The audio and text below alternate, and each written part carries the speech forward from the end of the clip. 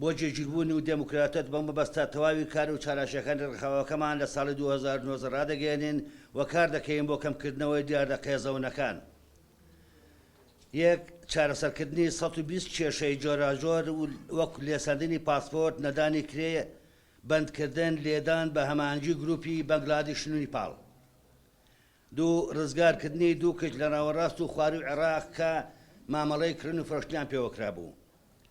سێ جوڵاندنی کەیسی 80 کەس لە کوڕ و کچ کە بازرگانیان پێوەکراوە بە هەماهەنگی دەستەی سەربەخۆی مافەکانی مرۆڤ و وەزارەتی کار و بکاروباری کۆمەڵایەتی و گروپی نیپاڵ.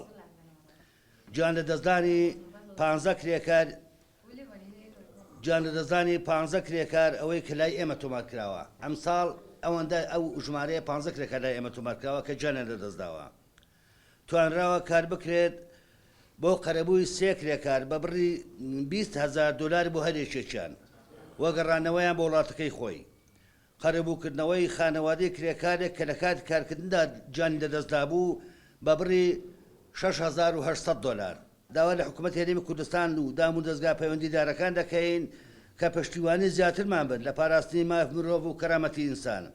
و هەروەها داواکارین و پێشنیار دەکەین بە مەبەستی بینینی سەرۆکی ئەنجومەنی وەزیران داوای بینینمان کردووە لە ڕێگای ڕاگەاندنەکانەوە کە پرۆژەیەکمان ئامادە کردووە. ئێمە دەتوانین لە نزیکەوە پێ بگەینی بخەینە بەردەستیان کە دڵنیاین دەبێتە خاڵێکی گرنگ لە چاکسازیی کە ئێستا دەستی بۆ براوە. ئەو کەسانەی کە بازرگانی بە مرۆڤەوە دەکەن داواکارین چی پارێزەر بێ یا کۆمپانیا بێ یان هەر کەسێکی تر بێت بە تونترین شێوە سزا بدرێت و هیچ چاپۆشی لێ نەکرێت. بەم مەبەستاش ئێمە بەڵگەی سەلمێنرامان لەبەردەستدایە بە ناوی سیانی ئەو کەسانی کە بازرگانی بە مرۆڤەوە دەکەن.